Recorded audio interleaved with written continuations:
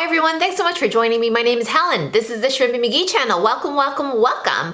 Today I wanted to, wait a minute, before I start talking, I wanted to show you guys my sweatshirt. It is my University of Toronto hoodie that I just picked up. I was with my son Killian at the climate strike last week, and here he is with his little cousin. And so after we were there, we were down near the University of Toronto where I went to school. I have a Bachelor of Arts in European Studies, one of the most obscure degrees I think that they grant at the University of Toronto, but I have that degree from many, many years ago now. As I was passing by the campus, they had all these sweatshirts. They were having like a sidewalk sale and they had all these sweatshirts, and then this is like was just so nostalgic to me. It was like this color that I remember. It's a very University of Toronto color, this green, and I was just sort of in the mood to buy a hoodie because it's fall here in Toronto. And yes, I realize it is a bit hypocritical to go to a climate strike and then buy a hoodie that I did not necessarily need but wanted, but here I am, so I'm just hoping to get lots of wear out of it. I'm wearing it today because the temperature has dropped where I am. We're hearing lots about Toronto in the news, right? You know, Shawn Mendes is from Toronto, and you guys know I make videos about him. Lily Singh, who's on the Late Late Show or whatever it's called, she's a Toronto gal. We, you know, the Raptors won the NBA finals this year. The US Open women's champion who beat Serena Williams is a Toronto area girl, Bianca Andreescu, and on and on and on. Lots of good stuff's happening for Toronto, so here I am to represent. But anyhow, I mentioned it's fall. The weather's getting colder here. It is time to put on longer sleeves, sweatshirts, all that good stuff. But you know what's not good? My damn hair is starting to fall out again. And this sucks because, as you guys know, I have a very long love affair with Rogaine. You know, it's a year now and it's working great for me.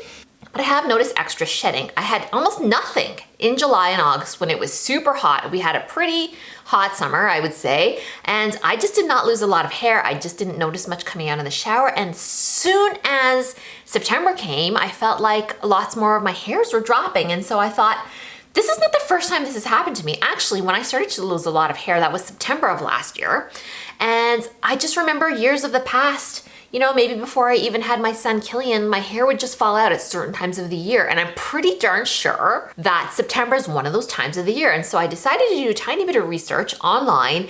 And wouldn't you know it, it is true. More hair falls out in the fall. I knew it. All I have to say is I bloody well knew it. Okay, so I'll show you what I found, and you guys can read this article too. I'll be sure to link it up in the description box. I found it on the website Allure. So as you guys may or may not know, Allure is a sort of beauty magazine. It's a newsstand magazine that's still somehow hanging in there. It looks actually pretty healthy because the huge explosion in the beauty realm. It looks healthier than some other magazines, and so they obviously have a website as well. So I found this article on their website from exactly 2 years ago. I guess somebody else, September 15, 2017. Okay, a little more than 2 years ago. Am I counting right? Like I said, I graduated in European Studies, not math, but even that said, I should be able to count to 2, but anyhow, I digress. Okay, so the great thing about Allure's article and many of their articles is they interview real dermatologists, okay? Not charlatans, not people passing themselves off as experts like me. Just joking. I'm not an expert. I'm just a person with experience with Rogaine, but they do interview actual medical doctors who specialize in this kind of stuff. And what drives me crazy is when I see people offering all kinds of like opinions about natural stuff or opinions about hair growth cycles, and they're not experts. These are experts. So the great thing about Allure's content is very often it is like legit dermatologist quotes that they're using here, and Allure would have fact-checked this as well. So not only would they have gotten those quotes, they'd bothered to double-check everything, every fact that's presented.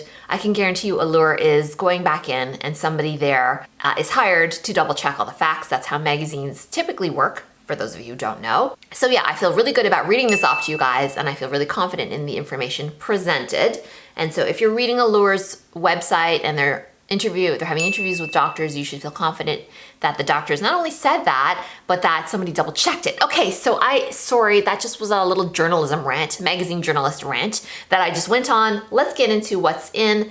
Apparently it's true. This article sums up that you can lose more hair. I was reading this, and so one thing that totally caught my eye is that, listen to this, hairs in the telogen phase generally fall out 100 days later, which means that people would see a shedding at the end of summer and into the fall, because apparently one study showed that human hair has the highest numbers of hair in the telogen phase in July and a second smaller peak in April. And for me, that's totally true.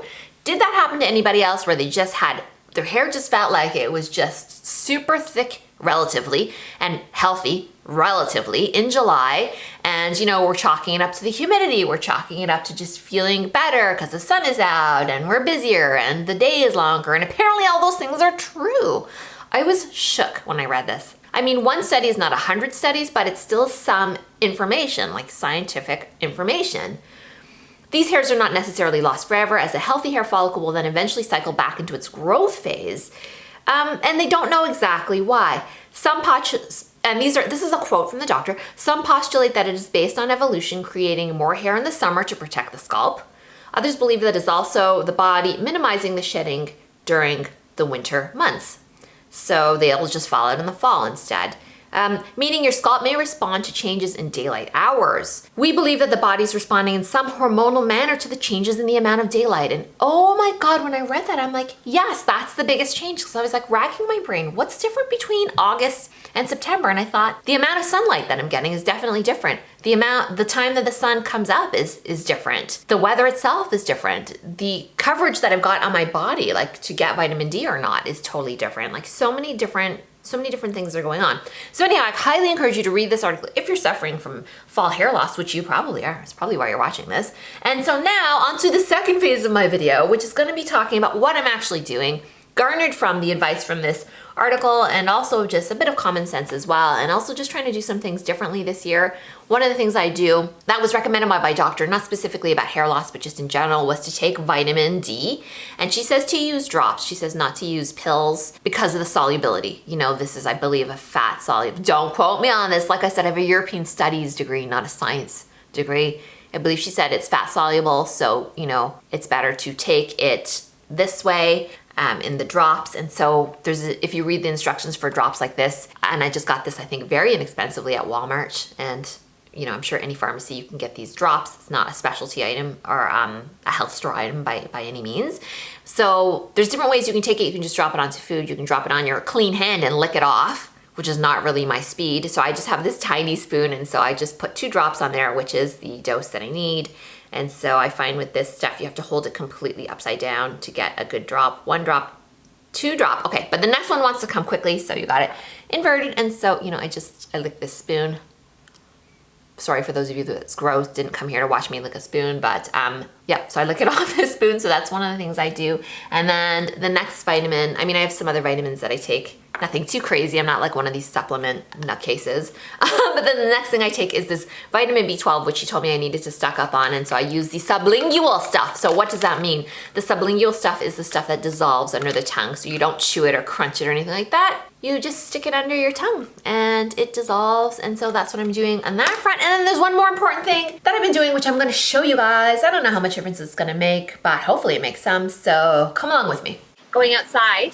So that's the last piece of this puzzle that I'm trying to do when it comes to fall hair loss, is just to be outside more. It's a really nice sunny day, and so I feel like that's something that I do every September, which is I just stay inside a lot more, and I kind of start to want to get all hibernate-y, but I'm trying to fight against that and get outside more, especially when it's sunny like this and it's a nice day. So you will find me walking around a bit more. I'm going to try and make time for walks every single day, and I'm going to see if that helps. I'm hoping that my body takes some cues from the outside and the sun and all that stuff. But I did read in the article, you know what, there's not a whole lot that you can do, so we kind of just have to live with it a little bit, but I'm going to try my part doing those few things, and so hopefully that works, because oh my gosh, I do not want to lose all my hair just in time for Christmas. I just hope that my hair can cling on to whatever's left, and so that's what you'll find me doing. All right, everyone, thanks so much for being here with me, and be sure to like and subscribe, and I'll see you guys all soon. Bye.